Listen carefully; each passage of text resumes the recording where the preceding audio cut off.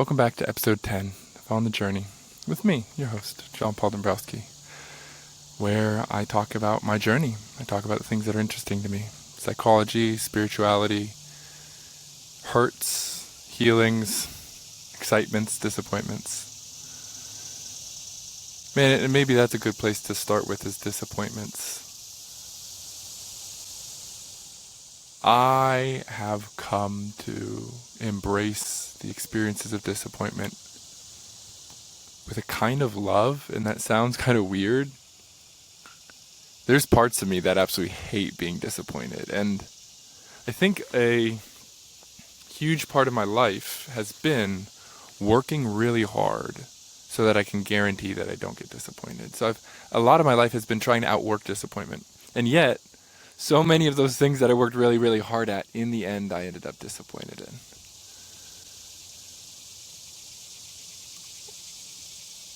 What I've come to learn, and I feel like I'm beginning to really deeply internalize this, is becoming a more stable sense and belief, is that I can actually love disappointment. I don't love the feeling. But what I can do is I can love the experience of disappointment because it reminds me of my humanity. And it reminds me of my limitedness.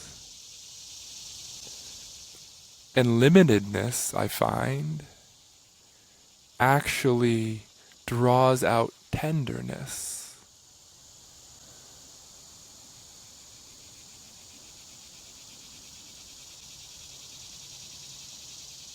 And so disappointment reminds me of my limitedness. And then I'm learning to embrace around that limitedness with a kind of compassionate love, with a playfulness. There's a feeling, right, in gambling, when you're like, all right, this is really high stakes. This is really high stakes.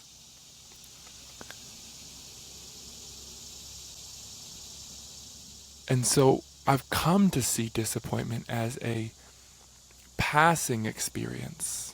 But the most powerful changes in my life, I would say, some of the most powerful changes in my life have come from moments of supreme disappointment. The feeling of, man, this is not what I thought it was.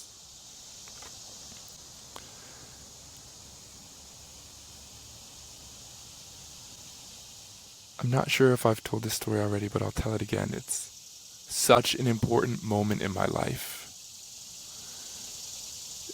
It's December of, I'm not sure which year, maybe 2023. And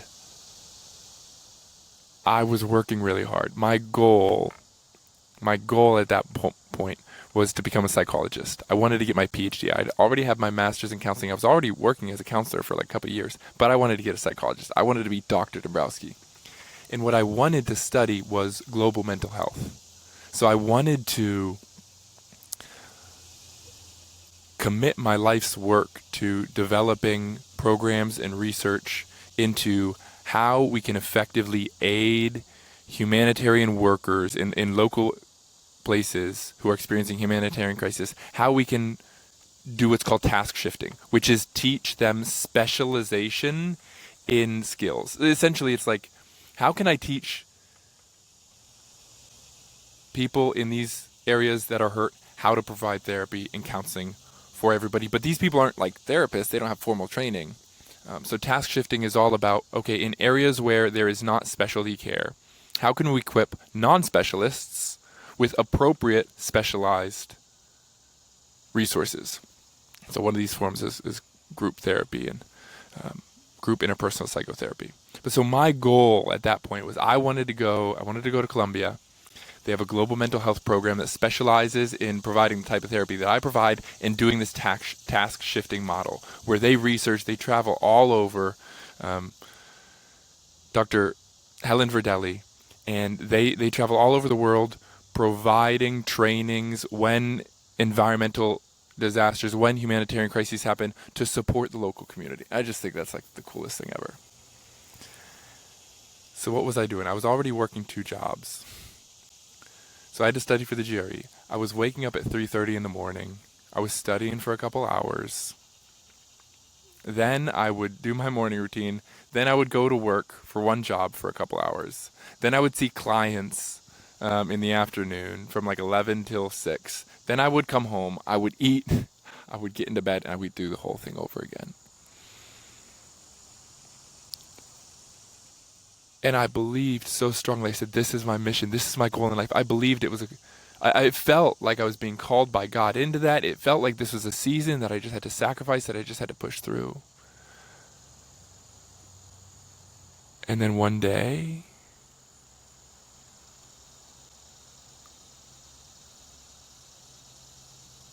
my wife came to me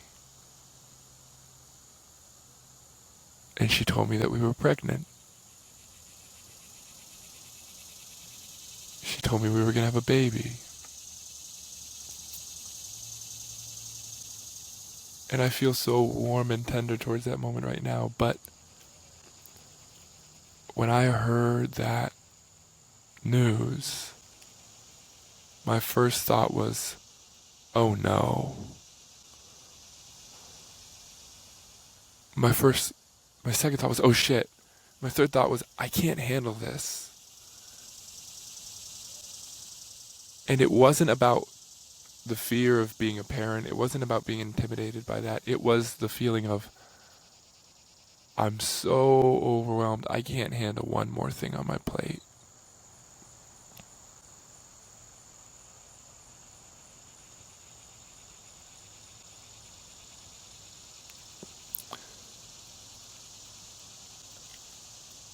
I felt disappointed in that reaction. And I was able to step back in the coming days and weeks and say to myself, and I knew it even in the moment, I knew that this was some of the best news of my life, but I wasn't available for it. There was a miracle happening in the womb of my wife, the fruit of our love, and yet I wasn't available to it. And so I was able in that moment to step back and realize, JP, this is not okay.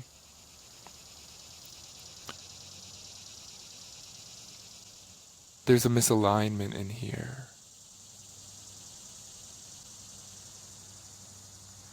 And in that moment, not in that moment, but from that moment came some of the greatest shifts that I've made in my life. Ultimately,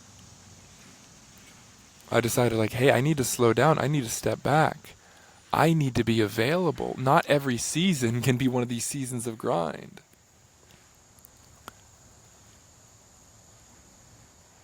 And ultimately, it took time to come to this, but I decided to step away from one of my jobs, which I loved.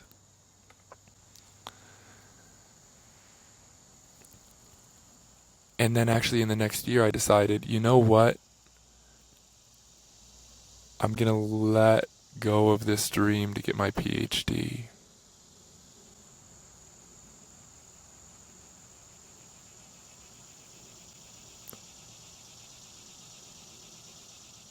And there was freedom in it.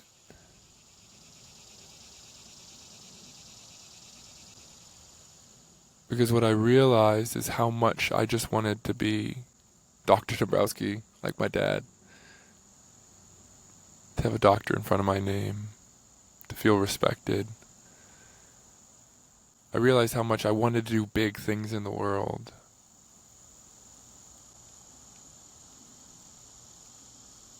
But that disappointment woke me up to a realization that my priorities are out of whack.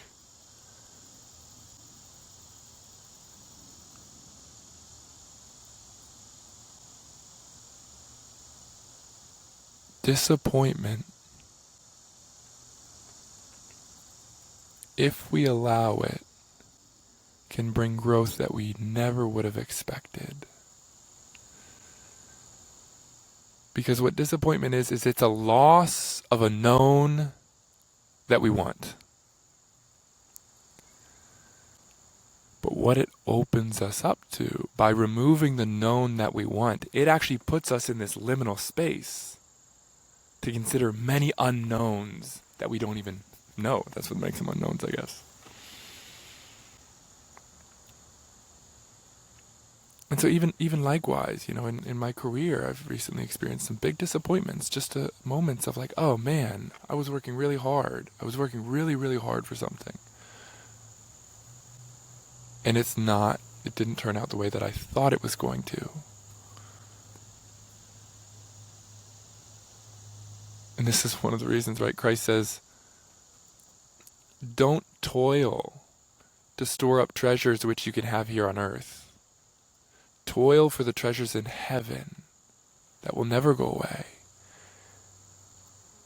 And what I hear in this is Christ saying, and these are the words of Jim Rohn, a motivational speaker from way back in the day, life is not about what you get. It's about what you become.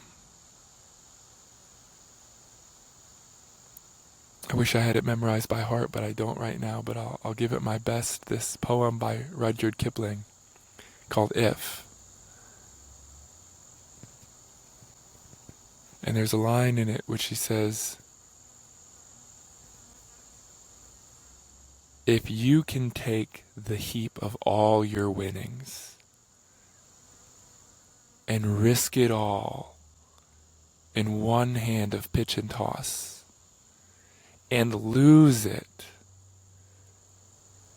and start out from new beginnings, but never breathe a word about your loss.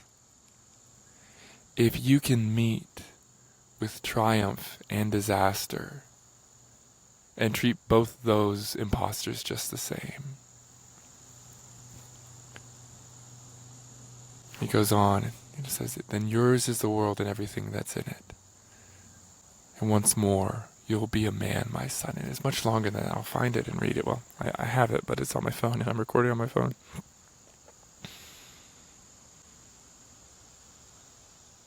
But disappointment is such an underrated emotion.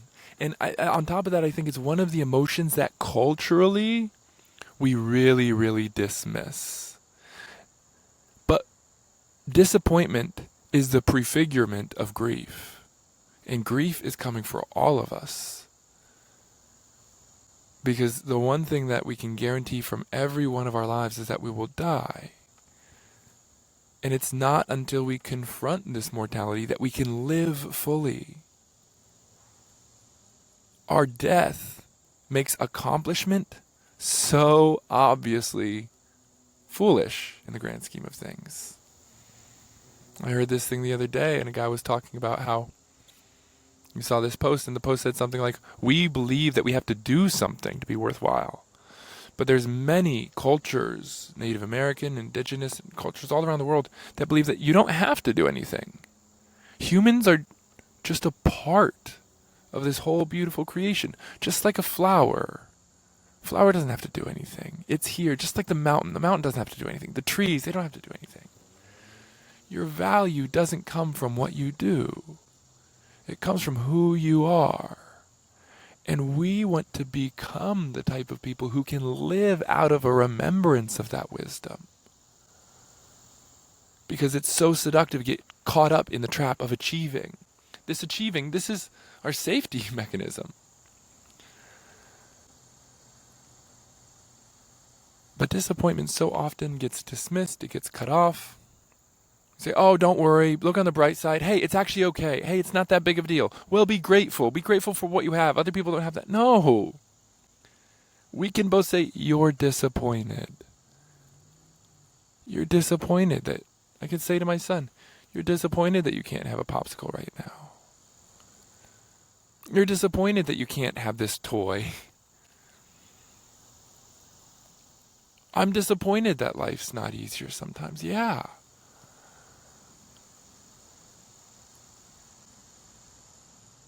But we can actually look at that disappointment with tenderness. This has been a big theme for me lately, so forgive me if you hear it again from me. Our task is not to make these feelings smaller. It's to make ourselves bigger. Any attempt at making our feelings smaller is management, and it's driven by fear and anxiety. But learning to make ourselves bigger, that's enlightenment. That's wholeness. That's expansion. That's spirituality. That's humanity.